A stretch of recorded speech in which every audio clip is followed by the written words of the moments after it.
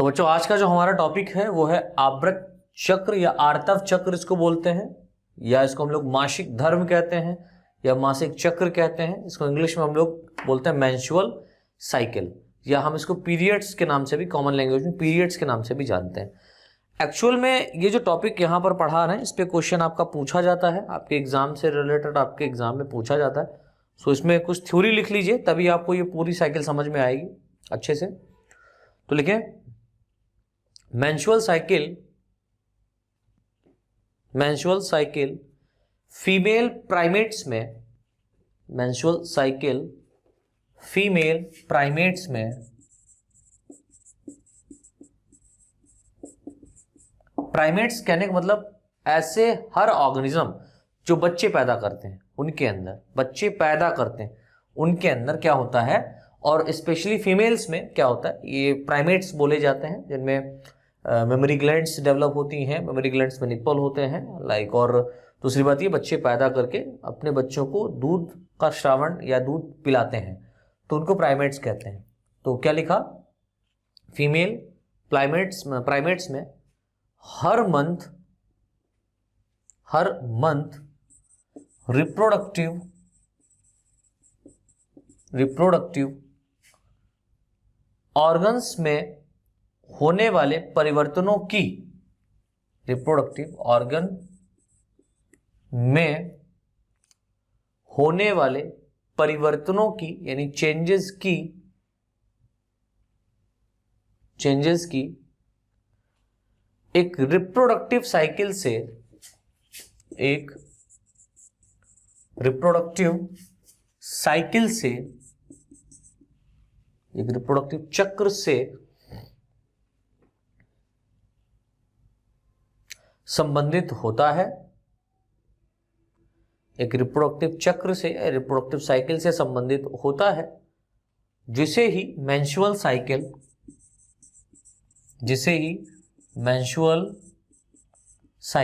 कहते हैं, मासिक धर्म कहते हैं। लाइन से लिखे हैं, फीमेल्स में यह साइकिल टोटल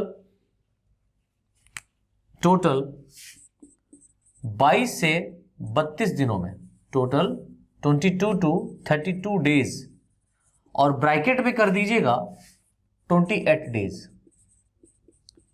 मतलब मोस्ट ऑफ केसेस में ये देखा गया है कि 28 दिनों के अंदर ही मेंस्ट्रुअल साइकिल कंप्लीट हो जाती है, राइट।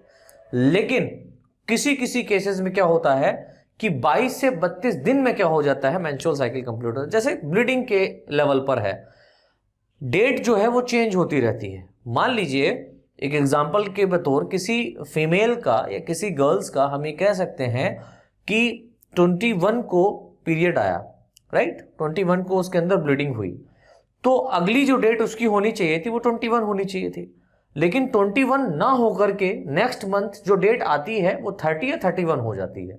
तो यहां पर जो चेंजेस, यहां पर जो गैप आया है, इससे ये पता नहीं लगाया जा सकता कि जो पीरियड्स हैं या जो हम ये कह सकते हैं मेंस्ट्रुअल साइकिल है, ये एक डे टू डे ही होता है, या हम ये कह सकते हैं एक पार्टिकुलर टाइम में ही होता है। आगे पीछे हो सकता है, उसके पीछे कई फैक्टर हो सकते हैं, या तो ब्लड की कमी हो सकती है, या तो फूड न्यूट्रिशन अच्छे से नहीं हो पाया है इस मंथ में, या बहुत ज्यादा पिछले मंथ में ब्लीडिंग हो गई होगी, तो कोई भी कारण हो सकता है जिसकी वजह से लेट हो जाता है। लेकिन एक्चुअल डेट हम कह सकते हैं 28 डेज में मेंस्ट्रुअल साइकिल कंप्लीट होता है। और हो सकता है कि किसी 28 डेज में क्या हो सकता है, ना कंप्लीट हो तो 22 डेज में ही हो जाता है।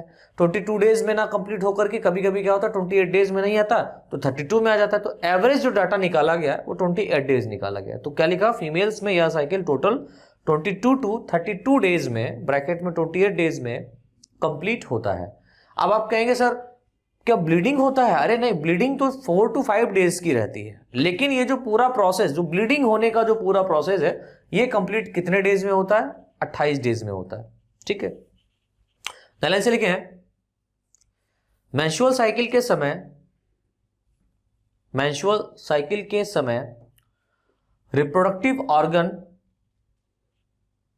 मेंस्ट्रुअल साइकिल के समय रिप्रोडक्टिव ऑर्गन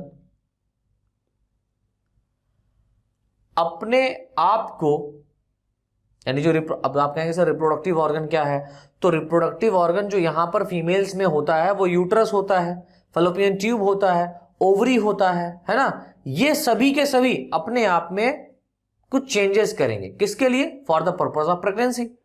भाई डेफिनेटली मेंस्ट्रुअल साइकिल क्यों हो रही? प्रेगनेंसी के लिए होती है। प्रेगनेंसी कहने का मतलब क्या हुआ? प्रेगनेंसी कहने का मतलब होता है कि मेल का जो स्पर्म्स होता है वो फीमेल के बॉडी के यूट्रस में जाकर के, फैलोपियन ट्यूब में जाकर के एग को फर्टिलाइज करे। दैट मीन्स एग को फर्टिलाइज करने के लिए, एग को फर्टिलाइज करके उससे जाइगोट बेबी मैच्योर करने के लिए ही ये सारा का सारा पूरा प्रोसेस होता है, अन्यथा वही प्रोसेस होने की आवश्यकता नहीं थी। समझ रहे हैं? तो यहां पर क्या लिखा कि मेंस्ट्रुअल साइकिल के समय रिप्रोडक्टिव ऑर्गन अपने आप को प्रेगनेंसी के लिए, अपने आप को प्रेगनेंसी के लिए प्रिपेयर करते हैं या तैयार करते हैं, प्रेगनेंसी के लिए तैयार करते हैं। ठीक है, तैयार करते हैं। यदि प्रेगनेंसी नहीं होती है, मान लो कि पूरे मंथ बेचारे ने, अंडे ने इंतजार किया कि अब हमारे राजा साहब आएंगे और हमको फर्टिलाइज करके, है ना, आगे का प्रोसेस कराएंगे, लेकिन मान लो राजा साहब नहीं आए। अब राजा साहब नहीं है तो क्या होगा?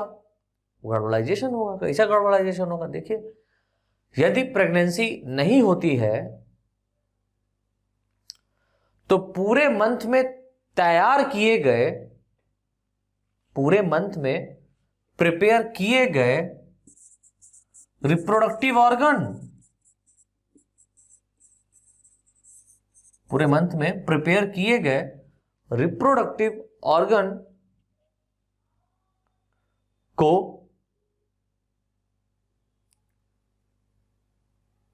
रिप्रोडक्टिव ऑर्गन्स को बॉडी के बाहर,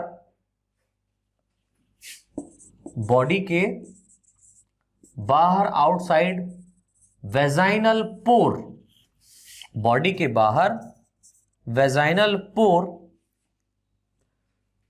के द्वारा, वेजाइनल पोर के द्वारा डिस्क्वाइड कर दिया जाता है, निकाल दिया जाता है। अब यहां पर मैंने एक टर्म यूज किया डिस्क्वाइड। डिस्क्वाइड यहां पर कहने का अर्थ है DISCOID। डिस्क्वाइड कहने का यहां पर एक अर्थ है, मीनिंग है कि जो यहां पर, अच्छा रिप्रोडक्टिव ऑर्गन में आप ये तो ना सोचेंगे कि जो फीमेल्स के यूट्रस होते हैं वो डिस्क्वाइड कर दिए जाते हैं। नहीं यार, फीमेल्स का यूट्रस वहीं रहता है आजीवन पर्यंत, लेकिन उसके अंदर जो चेंजेस हुआ है, उसके अंदर जो हम ये कह सकते हैं ओवरी के अंदर जो एग बना, और जो यूट्रस में आपको पता है सबसे अंदर की ओर एक लेयर, एक वॉल बनाई जाती है। ठीक है, वो जो वॉल बनती है उसको क्या किया जाता है? यहां से डिस्ट्रॉय किया जाता है, क्योंकि वो वॉल हर मंथ बनती है और हर मंथ क्या होती है? डिस्ट्रॉय होती है, डिस्क्वाइड होती है। तो डिस्क्वाइड कहने का मीनिंग यहां पर यह है कि जो मस्कुलर स्ट्रक्चर है, राइट, या हम कह सकते हैं जो स्ट्रक्चर्स बनते हैं उनको यहां पर छोटे छोटे छोटे छोटे टुकड़ों में क्या किया जाता है? बॉडी के बाहर एक्सक्रीट किया जाता है in the form of vaginal pour. ठीक है, in the form of bleeding. और साथ में क्या होता है, जब ये मांस के टुकड़े छोटे छोटे कटते हैं तो उसके साथ में, अब डेफिनेटली मांस कटेगा तो क्या होगा? ब्लड सेक्रेट होगा। तो ब्लड भी क्या होता है? इसके साथ में निकलता है। तो लिखे हैं इसमें डिस्क्वाइड कर दिया जाता है। तथा फिर से प्रेगनेंसी के लिए पूरे मंथ, यानी एक मंथ में मान लो पूरा तैयारी किया गया और उस मंथ फर्टिलाइजेशन नहीं हुआ, तो उस मंथ का जो तैयारी किया था उसको निकाल देते हैं, बॉडी के बाहर हटा दिए। फिर क्या होगा?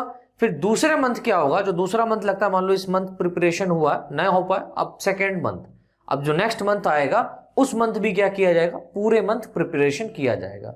वो भी नहीं होता है तो फिर इसको निकाल दिया जाएगा बॉडी के बाहर। समझ में आ रहा है? तथा फिर से प्रेगनेंसी के लिए रिप्रोडक्टिव ऑर्गन को पूरे मंथ तैयार या प्रिपेयर किया जाता है। ठीक है, तैयार किया जाता है या प्रिपेयर किया जाता है। तो यहां पर कुछ समझ में आया मैंने क्या थ्योरी लिखाई? थ्योरी जो लिखाई वो सिंपल है। जो भी प्रोसेस हो रहा है वो किसके लिए हो रहा है? प्रेगनेंसी के लिए हो रहा है। अब इसमें थोड़ा सा और डिटेल में यदि हम लोग जाएं तो नई लाइन से लिखो, मेंस्ट्रुअल साइकिल में मुख्यतः दो प्रकार के चेंजेस होते हैं। मेंस्ट्रुअल साइकिल में मुख्यतः 2 टाइप्स के, 2 प्रकार के चेंजेस होते हैं, परिवर्तन होते हैं, जिन्हें क्रमशः नंबर 1 कॉन्स्ट्रक्टिव चेंजेस, जिन्हें क्रमशः नंबर 1 कॉन्स्ट्रक्टिव चेंजेस तथा नंबर 2 डिस्ट्रक्टिव चेंजेस कहते हैं। डिस्ट्रक्टिव,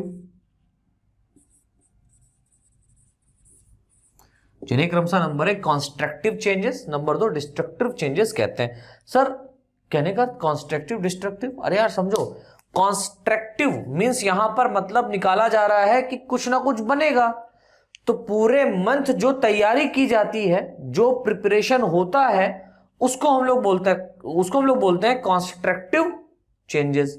ठीक है, जो चेंजेस हुआ, यूट्रस में चेंजेस हुआ, ओवरी के अंदर जो चेंजेस हुआ, वो क्या कहलाता है? Constructive changes. अब मान लो ये चेंजेस होने के बाद में प्रेगनेंसी नहीं होता है, तो प्रेगनेंसी नहीं होगा तो क्या होगा? डिस्ट्रक्टिव चेंजेस, जो बनाया गया है उसको डिस्ट्रैक्ट किया जाएगा, खराब किया जाएगा, हटाया जाएगा, तो डिस्ट्रक्टिव चेंजेस। तो एक मेंस्ट्रुअल साइकिल में 2 फेज क्या होती हैं, पार्टिसिपेट करती हैं, पहला कॉन्स्ट्रक्टिव चेंजेस और दूसरा डिस्ट्रक्टिव चेंजेस। तो लिख लीजिए, जिन्हें क्रमशः कॉन्स्ट्रक्टिव चेंजेस तथा नंबर 2 डिस्ट्रक्टिव चेंजेस कहते हैं, तथा इन दोनों परिवर्तनों को या इन दोनों चेंजेस को मिलाकर, इन दोनों परिवर्तनों या चेंजेस को मिलाकर मेंस्ट्रुअल साइकिल कहते हैं, या हम कह सकते हैं मेंस्ट्रुएशन कहते हैं। इन दोनों चेंजेस को मिलाकर मेंस्ट्रुएशन या मेंस्ट्रुएशन, MENSTRUATION, मेंस्ट्रुएशन कहते हैं। इतना समझ में आया? कॉन्स्ट्रक्टिव चेंजेस में, ध्यान से लिखिए, कॉन्स्ट्रक्टिव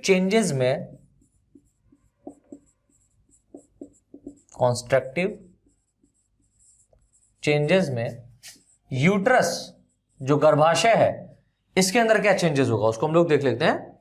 कॉन्स्ट्रक्टिव चेंजेस में यूट्रस, दैट मीन्स गर्भाशय के अंदर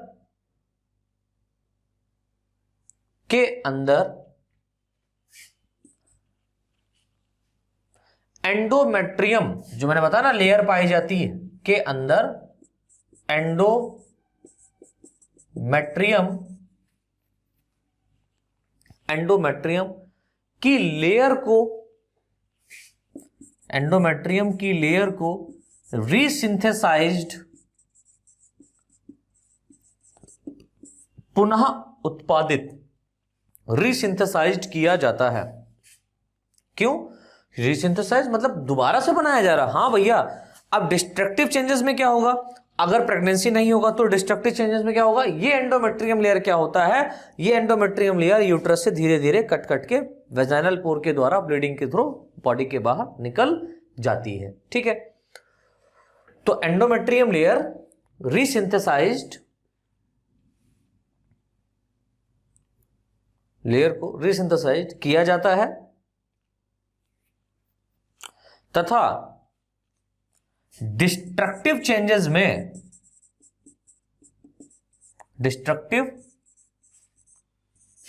में एंडोमेट्रियम की लेयर को, डिस्ट्रक्टिव चेंजेस में एंडोमेट्रियम की लेयर को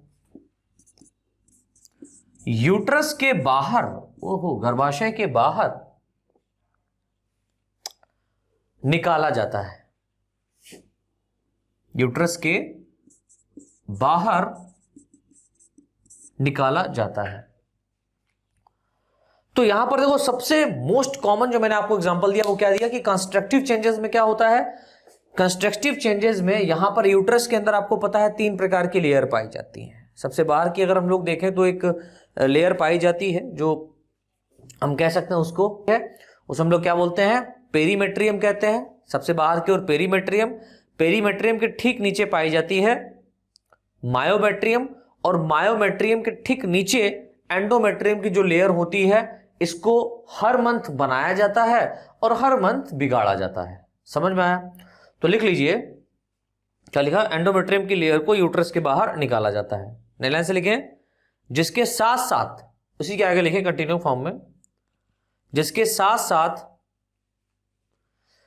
अब डिस्ट्रक्टिव चेंजेस में जो एंडोमेट्रियम लेयर को यूट्रस के बाहर निकाला जा रहा है, तो आपको पता है ये मस्कुलर स्ट्रक्चर है ना, मस्कुलर स्ट्रक्चर है, मांस का बना हुआ है। जब मांस कटेगा तो ब्लड भी निकलेगा, मांस कटेगा तो क्या निकलेगा, ब्लड भी निकलेगा।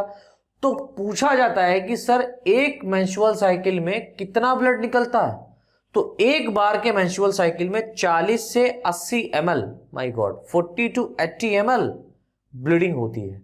तो आप समझ सकते हो कि वैसे भी तो अब यहां पर ये कहा जा सकता है कि जो फीमेल्स होती हैं उनके अंदर पहले से ही क्या होता है, ब्लड की कमी होती है, तो उनसे ब्लड डोनेट करने की बात नहीं की जाती है। क्यों? क्योंकि उनके अंदर हर मंथ क्या होता है, 40 से 80 जो है ml ब्लड निकल जाता है। 40 से 80 ml में बता रहा हूं, लीटर नहीं बता रहा हूं, तब तो बचे भी नहीं करूंगा। 4 साढ़े 4 लीटर तो ब्लड होता ही एक स्वस्थ हेल्दी बॉडी के अंदर। तो इन कंपेरिजन टू मेल, अगर मेल के कंपेरिजन में फीमेल बॉडी के अंदर ब्लड की हम लोग मात्रा की बात करें तो कम होता है। क्यों? क्योंकि हर मंथ तो बेचारों का निकल जाता है, समझ रहे हो।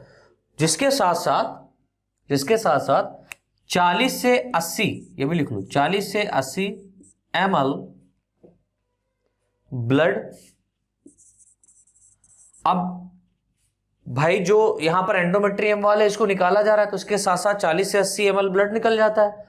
और क्या निकलता है, तो आपको पता है ओवरी के अंदर क्या बना था, एग। ओवरी के अंदर एग बना था। अब उस एग को भी तो बॉडी के बाहर निकाला जाएगा, उसको थोड़ी ना रखा जाएगा। 40 to 80 ml ब्लड कॉमा, और वो जो एग होगा वो कैसा होगा, फर्टिलाइज होगा कि अनफर्टिलाइज होगा, तो हम कहेंगे सर अनफर्टिलाइज्ड। तो 40 to 80 ml blood comma unfertilised egg, अंडा, यानी अंडा जो यहां पर है वो बिना फर्टिलाइजेशन के हुआ है, ठीक है, unfertilised egg comma few WBC। ओहो, WBCs भी यहां पे धोखा दे जाती है। हाँ यार, व्हाइट ब्लड कार्पसल्स भी क्या होती हैं, WBCs भी क्या होती हैं, इस ब्लड में पाया जाता है WBC। तथा अब यहां पर ये इंपॉर्टेंट पॉइंट आया है, क्वेश्चन पुटअप होता है यहां से, क्या बताते हैं अभी। तथा एक स्पेशल टाइप का, एक विशेष प्रकार का एंजाइम भी बॉडी के बाहर निकलता है। एंजाइम भी बॉडी के बाहर, या एंजाइम भी ब्लड के साथ, ऐसे लिख लो ज्यादा बेहतर है, एंजाइम भी ब्लड के साथ सेक्रीट होता है, जिसे सेक्रीट होता है, जिसे फिब्रिनोलाइसिन एंजाइम, फिब्रिनोलाइसिन FIBRINOLYCINE,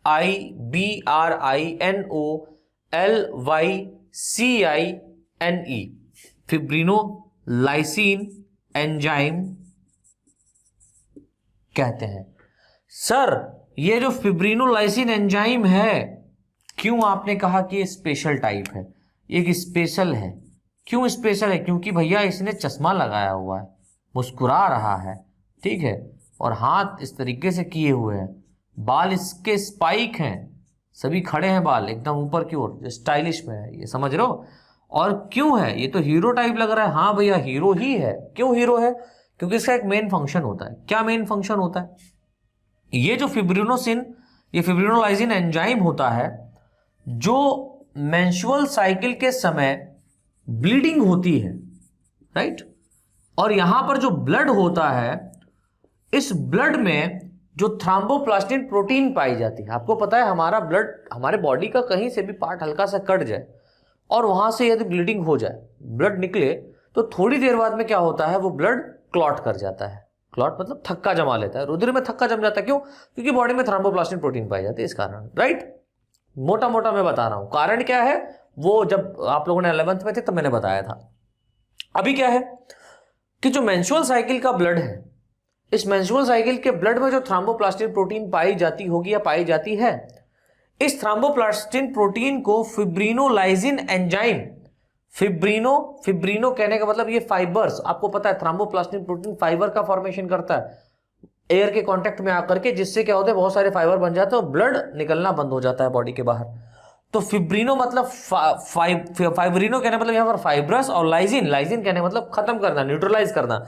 दैट मीन्स यहां पर जो थ्रोम्बोप्लास्टिन प्रोटीन है उसका जो एक्टिवेशन है, या हम कह सकते हैं थ्रोम्बोप्लास्टिन प्रोटीन की जो यहां पर एक्टिविटीज है उसको ये क्या करता है, लिसिस करता है, खत्म करता है। दैट मीन्स अगर ये एंजाइम यहां पाया जा रहा है तो उसका मेन फंक्शन क्या हो जाएगा, थ्रोम्बोप्लास्टिन प्रोटीन को न्यूट्रलाइज करना। समझ में आ रहा है? थ्रोम्बोप्लास्टिन प्रोटीन के फंक्शन को खत्म करना। और थ्रोम्बोप्लास्टिन प्रोटीन क्या कर रहा था, थ्रोम्बोप्लास्टिन प्रोटीन बॉडी के बाहर जो ब्लड निकलता है उसमें थक्का, दैट मीन्स रुधिर में थक्का जमाने का काम कर रहा था। आपको मालूम है, क्या मालूम है कि जो मेंस्ट्रुअल साइकिल के समय ब्लीडिंग होती है उसमें थक्का नहीं जमता है, ये ब्लड क्लॉट नहीं करता है। तो क्वेश्चन ये पुटअप होता है कि मेंस्ट्रुअल साइकिल के समय या बॉडी में जरा सा भी कट लगने के समय जो ब्लीडिंग होती है उसमें थक्का जमता है, लेकिन मेंस्ट्रुअल साइकिल के समय जो ब्लड निकलता है बॉडी के बाहर उसमें थक्का नहीं जमता है। तो कारण क्या है? तो कारण यह है कि इसमें फिब्रिनोलाइसिन एंजाइम पाया जाता है जो कि थ्रोम्बोप्लास्टिन प्रोटीन का क्या करता है, लिसिस करता है। थ्रोम्बोप्लास्टिन प्रोटीन के एक्टिविटी को ये क्या करता है, न्यूट्रलाइज करता है, जिसके कारण मेंस्ट्रुअल साइकिल के समय जो ब्लीडिंग के समय जो ब्लड निकलता है उसमें थक्का नहीं जमता है। तो एक बहुत इंपॉर्टेंट पॉइंट मैंने बताया क्या, कि यहां पर जो ब्लड निकलता है, एक्सक्रीट होता है बॉडी के बाहर मेंस्ट्रुअल साइकिल के समय, उसमें थक्का नहीं जमता है। क्यों? क्योंकि इसमें एक विशेष प्रकार का एंजाइम पाया जाता है, बड़ा स्टाइलिश एंजाइम है, और स्टाइलिश एंजाइम हीरो टाइप है। ये क्या करता है, थ्रोम्बोप्लास्टिन प्रोटीन के जो यहां पर हम ये कह सकते हैं स्ट्रक्चर्स पाए जा रहे हैं या केमिकली फॉर्म में रीजन पाए जा रहे हैं, उनको ये क्या करता है, न्यूट्रलाइज करता है। ठीक है, आगे लिखो।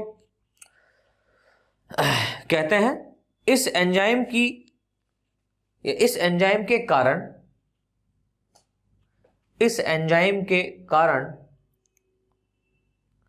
मेंस्ट्रुअल साइकिल के दौरान दैट मीन्स आर्तव चक्र या मासिक धर्म या मासिक चक्र के दौरान बॉडी के बाहर निकलने वाला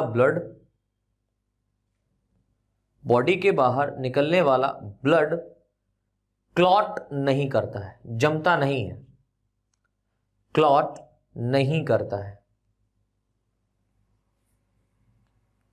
ठीक है, नए लाइन से लिख लें।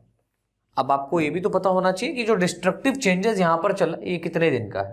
तो नए लाइन से लिखें, डिस्ट्रक्टिव चेंजेस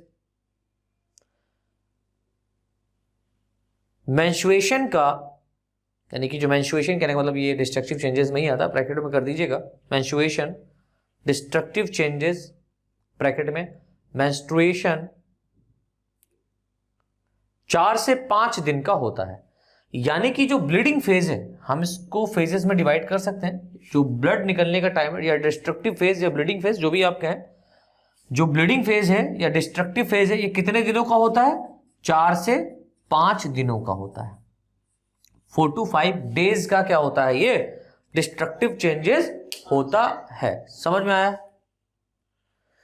तो नए लाइन से कुछ स्टाफ बना के पॉइंट लिखना है। पॉइंट ये लिखना है कि यहां पर क्वेश्चन पुटअप होते हैं कि जो फर्स्ट मेंस्ट्रुअल साइकिल होता है, फर्स्ट मेंस्ट्रुअल साइकिल सर समझे नहीं, समझने का अर्थ ये है कि जो बेबी होती है, जो बेबी गर्ल्स होती है, अब डिलीवरी के बाद में मेंस्ट्रुअल साइकिल थोड़ी ना होने लगता है, डिलीवरी के बाद में मेंस्ट्रुअल साइकिल नहीं होने लगता। लेकिन इंडियन कंट्रीज की बात करें, अपने इंडिया कंट्री की बात करें, तो यहाँ की जलवायु थोड़ी सी गर्म है। हम ये कह सकते हैं जलवायु कैसी है, हॉट है, गर्म है, जिसके कारण जो बेबी हैं या जो बच्चे हैं वो 13 साल की उम्र में ही क्या हो जाते हैं, मैच्योर हो जाते हैं। मैच्योर कहने का अर्थ अलग होता है, ठीक है, और एडल्ट कहने का अर्थ अलग होता है। मैच्योर कहने का अर्थ होता है कि इनके अंदर जो गैमीट्स फॉर्मेशन है वो होना स्टार्ट हो जाता है 13 ईयर में, मतलब 12 to 13 ईयर या 14 ईयर में क्या हो जाता है, 13 ईयर माना गया है। 12 से 14 साल की उम्र में क्या होता है, यहां पर गैमीट फॉर्मेशन होना शुरू होता है, राइट। तो 13 ईयर में जो गर्ल्स होती हैं इनके अंदर 13 ईयर्स तक गर्ल्स के अंदर मेंस्ट्रुअल साइकिल होने लगता है, ठीक है, मेंस्ट्रुअल साइकिल कंप्लीट होने लगता है। अब यहां पर सबसे पहला जो मेंस्ट्रुअल साइकिल होता है, यानी फर्स्ट मेंस्ट्रुअल साइकिल पूरी लाइफ में जो पहली बार आता है, उसको नाम क्या दिया गया, तो उसके बारे में लिख लीजिए। ये क्वेश्चन आपका एनसीईआरटी से ही है, और दूसरी बात ये कॉम्पिटिटिव लेवल पर पूछा जाता है, तो लिख लीजिए फर्स्ट मेंस्ट्रुअल साइकिल को मेरार्क, MERARCH, मेरार्क, फर्स्ट मेंस्ट्रुअल साइकिल को मेरार्क या मेरार्च भी पढ़ सकते हैं। फर्स्ट मेंस्ट्रुअल साइकिल को मेरार्क कहते हैं, यानी कि फर्स्ट टाइम जो मेंस्ट्रुअल साइकिल होता है उसको हम लोग मेरार्क कहते हैं। अब सेकेंड सर क्वेश्चन क्या है, ये फर्स्ट हुआ तो क्या सेकेंड भी होता है? अरे सेकेंड, थर्ड, 4, 5, 6, 7, 8, 9, 10 चलता रहता है। लेकिन अब बात यहां पर यह आती है कि सर क्या फीमेल्स में गैमेटोजेनेसिस आजीवन पर्यंत चलता रहता है?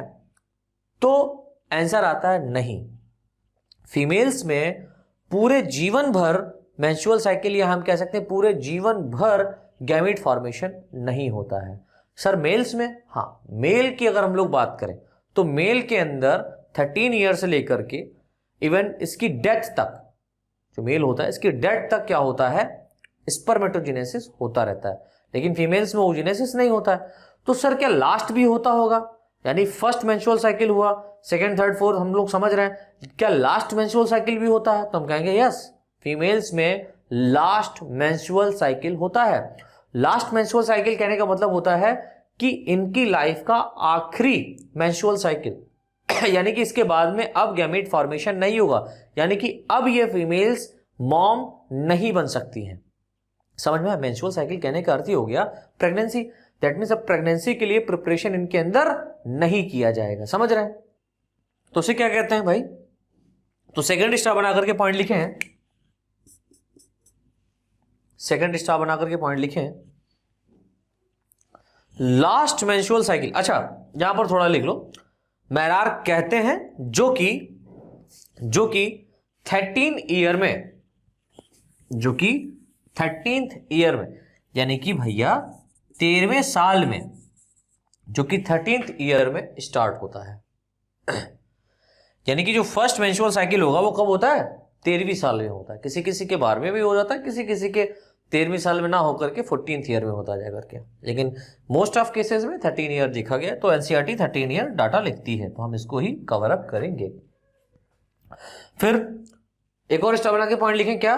Last menstrual cycle, last menstrual cycle को menopause, MENO, menopause, POUSE, pause. Pause माने क्या हुआ? पॉज माने होता रोकना। मेनोपॉज, PAUSE, सॉरी, मेनोपॉज कहते हैं। लास्ट मेंस्ट्रुअल साइकिल को मेनोपॉज, मेनो का मतलब यहां पर लिया गया मेंस्ट्रुअल साइकिल से, पॉज कहने का मतलब स्टॉप। रिमोट में होता ना, पॉज कर देते हैं कि पॉज कर दो, हम इसके आगे देखेंगे क्या करके। पॉज मतलब रोकना। तो यानी कि यहां पर मेंस्ट्रुअल साइकिल रुक जाता है, अब नहीं होगा। अब बात आती सर कितने ईयर में रुकता है, ये भी बता दीजिए। तो लिख लो, लास्ट मेंस्ट्रुअल साइकिल को मेनोपॉज कहते हैं, जो कि 45 से 50 ईयर, ये एक डाटा दिया गया है। और अगर आपने एक्सेप्शन वाली बात करी तो हम नहीं मान सकते। एक्सेप्शन कहने मतलब किसी किसी फीमेल्स में वो 50 साल में भी प्रेग्नेंट हो जाती हैं, कोई फीमेल्स, वो एक्सेप्शन है। लेकिन 45 से 50 साल की उम्र तक मेनोपॉज हो जाता है, ठीक है। 45 से 50 साल की उम्र तक मेनोपॉज हो जाता है। ये एक एनसीईआरटी का डाटा दिया गया, यानी अधिकतर ये केसेस इसमें देखे गए हैं। तो इस तरीके से बेटा ये हमारा 2 पॉइंट बहुत इंपॉर्टेंट है कि पहला, जब मेंस्ट्रुअल साइकिल स्टार्ट होता है उसको हम लोग मेरार्क कहते हैं। लास्ट, जब बंद होता है तो उसको हम लोग मेनोपॉज कहते हैं। स्टार्ट 13वीं साल में होता है, बंद 45 से 50वीं साल में होता है, चेक करके, ठीक है। तो इस तरीके से हमारा कंप्लीट होता है मेंस्ट्रुअल साइकिल। अब यहां पर ये हमारा डाटा कंप्लीट होता है। अच्छा, एनसीईआरटी में आप लोगों ने देखा होगा एक ग्राफ बना हुआ है, उस ग्राफ में आप देख रहे होंगे कि ग्राफ में 1 to 5 ये नंबरिंग पड़ी हुई है, 1 2 3 4 5 6 और 28 डेज का यहाँ पर एक पीरियड दिया गया, 28 से 30 डेज का पीरियड दिया गया, जिसमें शुरुआत में आप देख रहे होंगे कि ब्लीडिंग फेज लिखा हुआ है, फिर वहां पर गैमेटोजेनेसिस का फेज लिखा हुआ है, फिर ओव्यूलेशन का प्रोसेस होता है, ठीक है। मतलब ओव्यूलेशन भी होता है बॉडी के अंदर, एग का रिलीज होना ओव्यूलेशन कहलाता है, मैंने बताया था। फिर फर्टिलाइजेशन फेज होता है कि फर्टिलाइजेशन फेज करने मतलब कितने दिनों तक फर्टिलाइजेशन हो सकता है। फिर उसके बाद में सेफ पीरियड, सेफ पीरियड को क्या कहते हैं, सेफ फेज को क्या कहते हैं, उसको समझना है। तो हम ये कह सकते हैं कि मेंस्ट्रुअल साइकिल को डिफरेंट फेजेस में क्या कर सकते हैं, डिवाइड कर सकते हैं। अब कौन कौन सी फेजेस में डिवाइड कर सकते हैं वो थोड़ा सा देख लेते हैं। तो यहां पर बच्चों मैंने एक ग्राफ बना दिया, इस ग्राफ के अकॉर्डिंग हम यहां पर समझेंगे कि मेंस्ट्रुअल साइकिल एक्चुअल में होता कैसे, और इस ग्राफ के द्वारा आपको पूरी कंप्लीटली तरीके से समझ में आ जाएगा। और मैं पहले बता दूं कि इसमें दो फेजेस आपको समझना है, एक तो डिस्ट्रक्टिव फेज समझना है, दूसरा कॉन्ट्रैक्टिव फेज समझना है। तो डिस्ट्रक्टिव और कॉन्स्ट्रक्टिव फेज में कुछ चेंजेस होते हैं। जैसे क्या चेंजेस होते हैं, अगर हम लोग डिस्ट्रक्टिव फेज की बात करें तो हमने यहां पर एक स्केल बनाया हुआ है इस तरीके से। इस स्केल में मैंने पूरे मंथ को इंक्लूड किया है, मतलब 1 से लगा करके 28 डेज का यहां पर मंथ मैंने बनाया हुआ है। इस 1 तारीख से लेकर के 28 तारीख तक क्या क्या चेंजेस हो सकते हैं एक फीमेल बॉडी के अंदर, वो मैं बता रहा हूं। तो देखिए, शुरुआत के जो मान लो मेंस्ट्रुअल साइकिल स्टार्ट हो गया, तो मेंस्ट्रुअल साइकिल स्टार्ट के मान लो 1 तारीख को आया, तो 1 तारीख से लेकर के 5 तारीख तक क्या होता है, ब्लीडिंग फेज होता है। दैट मीन्स यहां पर डिस्ट्रक्टिव फेज में ब्लड जो होगा वो बॉडी के बाहर सेक्रेट होगा, निकलेगा, बाहर जाएगा, यानी कि डिस्ट्रक्टिव फेज शुरू। इस फेज में आप देख रहे हैं यहां पर जो रेड कलर की लाइन है या जो ग्राफ है, ये नीचे की तरफ एकदम प्लेन है, अब इसमें कोई चेंजेस नहीं हुआ, राइट। लेकिन जैसे ही 5 दिन कंप्लीट होते हैं, 5 दिनों के बाद में जैसे ही 6वां दिन लगता है, यहां से जो ग्राफ है वो ऊपर की तरफ क्या होता है, उठना स्टार्ट हो जाता है। दैट मीन 6 डे से लगा करके 6 डेज से लगा करके 14th डे तक, यानी कि 6वें दिन से लगा करके 14वें दिन तक क्या होगा, मतलब अब यहां पर अब ये अगर दिन गिने तो कितने हो जाएंगे, 1 2 3 4 5 6 7 8 9, यानी 9 दिन तक अगर हम लोग देखें तो कॉन्स्ट्रक्टिव फेज होता है, समझिए। तो यहां से ग्राफ जो होगा वो जाएगा 13th डे तक, हम ले जाएंगे ग्राफ को ऊपर तक। तो 13th डे तक जो ग्राफ ऊपर गया, लाइक यहां तक जो ग्राफ आया, इस ग्राफ में हम लोगों ने इसको समझा कि ये कॉन्स्ट्रक्टिव फेज है। अब ये कॉन्स्ट्रक्टिव फेज कहने का मतलब क्या, कुछ ना कुछ बनेगा। तो कॉन्स्ट्रक्टिव फेज में क्या बनेगा आप समझिए, 6ठे दिन से लगा करके 13वें दिन तक क्या होता है, यानी कि 1 से लगा करके 8 दिन, यानी 8 दिनों में क्या चेंजेस होंगे। 8 दिनों में जो चेंजेस यहां पर होंगे आपके, उसमें हम देखेंगे कि यहां पर फॉलिकुलोजेनेसिस होगा। फॉलिकुलोजेनेसिस कहने का अर्थ होता है कि फॉलिकल्स का फॉर्मेशन होगा। ओवरी के अंदर किसका फॉर्मेशन होता है, फॉलिकल का फॉर्मेशन होता है कितने दिन, 8 दिन। दूसरी बात, यहां पर oogenesis, अंडे का निर्माण होता है, अंडे का निर्माण यहां पर होगा। और ये कैसे होगा, यहां पर आप देखेंगे कि 2 टाइप का हार्मोन सेक्रेट होता है, आपको पता है पिट्यूटरी ग्लैंड से निकलता है, एंटीरियर पिट्यूटरी ग्लैंड से। एक होता है FSH, दूसरा होता है LH। FSH को हम लोग बोलते हैं फॉलिकल स्टिमुलेटिंग हार्मोन, और LH को हम लोग बोलते हैं ल्यूटिलाइजिंग हार्मोन। खास बात यहां पर आपको यह समझनी है कि जो 8 दिन होंगे, इन 8 दिनों में जो FSH का लेवल होगा ये हाई होता है, पीक होता है, ज्यादा निकलता है। और LH जो होता है ये बेचारा कम निकलता है। FSH ज्यादा निकलता है, LH कम निकलता है। क्यों? क्योंकि जो FSH होता है इसको हम लोग बोलते हैं follicle stimulating hormone. That means ये फीमेल ओवरी के अंदर क्या करता है, फॉलिकल्स का, फीमेल ही ओवरी होती है यार, मेल ओवरी नहीं होती, सॉरी, फीमेल्स में जो ओवरी पाई जाती है उनके अंदर फॉलिकल्स का क्या करता है, बहुत ज्यादा फॉर्मेशन करता है। उस फॉलिकल्स में बहुत सारे फॉलिकल्स बनते हैं, उन फॉलिकल्स में कोई एक फॉलिकल एक्टिव होकर के आगे के प्रोसेस को कंटिन्यू करता है। जब प्राइमरी फॉलिकल बनेगा, सेकेंडरी बनेगा, फिर टर्सरी बनता है, फिर डायरेक्ट क्या बन जाता है, ग्राफियन फॉलिकल बन जाता है। उस ग्राफियन फॉलिकल में एग का फॉर्मेशन हो जाता है। अब जब ग्राफियन, मतलब इस तरीके से डब्बा है, इस डब्बे के अंदर एग बन गया, इस डब्बे के अंदर एग बन गया। ये जो डब्बा है इसको हम लोग ग्राफियन फॉलिकल कहते हैं, राइट। और ये जो डब्बे के अंदर एग है इसको हम लोग एग सेल कहते हैं। अब ये एग सेल निकलेगा बाहर, भाई इस डब्बे के अंदर से इसको एग को निकलना है, भाई एग निकलेगा तभी तो फॉलिकल सॉरी फैलोपियन ट्यूब में पहुंचेगा। कौन सा? एम्पुला फैलोपियन ट्यूब, समझ रहे हैं, वहां पर जाएगा ना। तो यहां से इस डब्बे से एग को रिलीज करने के लिए LH का ज्यादा होना चाहिए और FSH का कम होना चाहिए। तो 14th डे में यानी कि 90 दिन क्या होगा, समझिए इस बात को, 90 दिन that means 14th day, month के हिसाब से 14th डे और पीरियड्स के हिसाब से 90 दिन, 90 दिन क्या होगा, FSH का लेवल कम होगा और LH का लेवल ज्यादा होगा। अब जैसे LH का लेवल ज्यादा होता है, LH जो होते हैं बन जाते हैं हीरो, इनके बाल खड़े हो जाते हैं, चश्मा लगा लेते हैं फटाक से ही, समझ रहे हो। अब चश्मा लगा लिए हैं, बन गए हीरो। अब ये कह रहे हैं अच्छा मैं आता हूं, कहाँ रानी, तुम्हारे पास आएंगे, इस डिब्बे से तुमको रिलीज करेंगे, आजाद करेंगे। डिब्बे को बस्ट करता है, रानी को निकाल देता है। रानी ओवरी से, एग ओवरी से क्या होता है, रिलीज होकर के जो फिंगर लाइक प्रोजेक्शन पाए जाते हैं, जिनको हम लोग फिम्बरी बोलते हैं फैलोपियन ट्यूब में, तो फैलोपियन ट्यूब की फिम्बरी से इसको एब्जॉर्ब करके एम्पुला फैलोपियन ट्यूब में पहुंचा दिया जाता है। अब एक खास बात और है कि जो 9th days that means 14th day of month and 9th day of period के होने के बाद वाला जो 9वां दिन है, इस दिन पे एक खास बात होगी। क्या होगी कि 90 दिन पर जब FSH का लेवल कम और LH का लेवल ज्यादा होता है तो यहां पर ओव्यूलेशन होता है। एक प्रोसेस होता है जिसको हम लोग बोलते हैं ओव्यूलेशन। ओव्यूलेशन कहने का मतलब होता है कि अंडे का बाहर निकलना। अंडा क्या होगा, यहां से बाहर निकलेगा। जब अंडा बाहर निकलेगा that means release of egg जो होगा, तो इस दिन पर यानी कि 14th डे में, मंथ के 14th डे में, यानी 90 दिन पर जब अंडा बाहर निकलेगा तो FSH का लेवल कम, LH का लेवल ज्यादा होता। तो LH जो ल्यूटिलाइजिंग हार्मोन है, इसका लेवल बॉडी के अंदर ज्यादा होने से क्या होता है, बॉडी का टेम्परेचर 1 डिग्री फ़ारेनहाइट बढ़ जाता है। यानी कि बॉडी का अगर नॉर्मल टेम्परेचर हम लोग देखें तो कितना होता है, 98 डिग्री फ़ारेनहाइट होता है, समझ रहे हो। और 98 डिग्री फ़ारेनहाइट ना हो करके इस दिन पर ये कितना हो जाएगा, 99 डिग्री फ़ारेनहाइट हो जाता है। समझ में आ रहा है। तो हम ये कह सकते हैं कि जो फीमेल बॉडी का टेम्परेचर होता है वो क्या होता है, बढ़ जाता है, 1 डिग्री फ़ारेनहाइट बढ़ जाता है। कब? 14th डे पर, दैट मीन्स 90 दिन पर क्या होगा, बढ़ जाता है। जैसे ही टेम्परेचर बढ़ जाता है तो एहसास हो जाता है कि हाँ ओव्यूलेशन हो गया। अब यहां से एक खास बात, ओव्यूलेशन जैसे होता है, ओव्यूलेशन के एक दिन जस्ट बाद क्या स्टार्ट हो जाता है, डिस्ट्रक्टिव फेज स्टार्ट हो जाता है।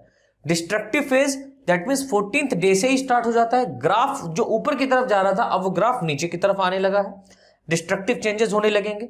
अब ये जो डिस्ट्रक्टिव चेंजेस हैं, इन डिस्ट्रक्टिव चेंजेस में 14th डे लगा करके नंबर 1 यहां से हम जोड़ेंगे। 14th डे 15, 16, 17, 18, 19, 20, 21, 22, यानी कि अगर हम लोग 15वें दिन से जोड़ेंगे तो 8 दिन और 14th डे से ही जोड़ेंगे तो 9 दिन।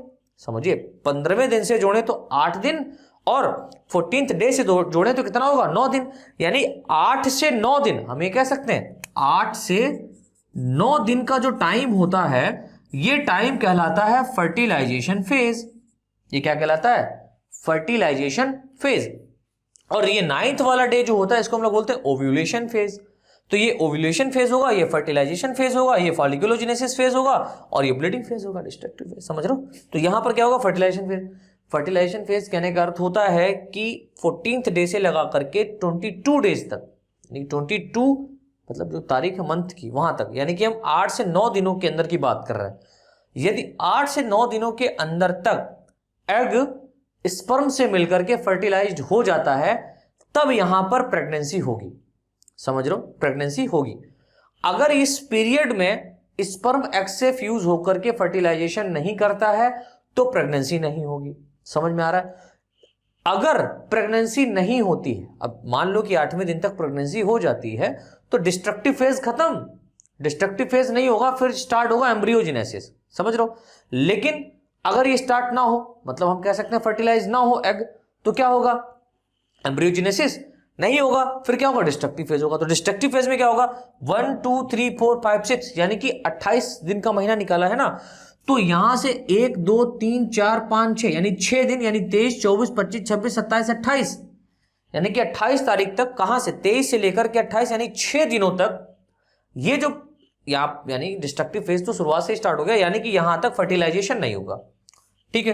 तो इन 6 दिनों में नो फर्टिलाइजेशन, ये भी हम लिख सकते हैं, नो फर्टिलाइजेशन, जब कोई फर्टिलाइजेशन नहीं होगा तो यहां पर ये जो पीरियड, ये जो फेज बोला जाएगा, इसको हम लोग बोलेंगे सेफ पेड, सेफ फेज या सेफ पीरियड। क्यों?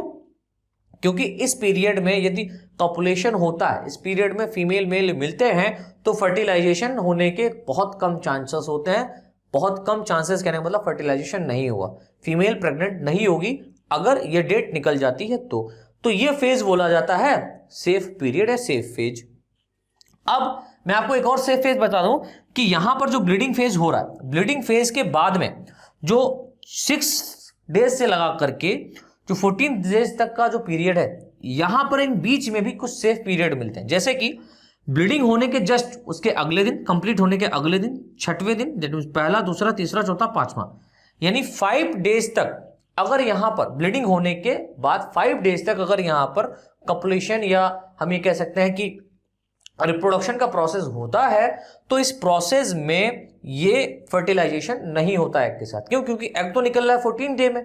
आपको पता है स्पर्म जो होता है वो 48 घंटे तक जीवित रहता है, लिविंग रहता है, 48 घंटे तक लिविंग रहता है। अगर इन 3 डेज को छोड़ दिया जाए और इन डेज में यदि किया जाए, मतलब क्या किया जाए, फर्टिलाइजेशन का प्रोसेस या हम कह सकते हैं रिप्रोडक्शन किया जाए, तो यहां तक पहुंचते पहुंचते स्पर्म्स क्या हो जाएंगे, डिस्ट्रॉय हो जाएंगे, खत्म हो जाएंगे, तो फर्टिलाइजेशन होने के कम चांसेस होते हैं।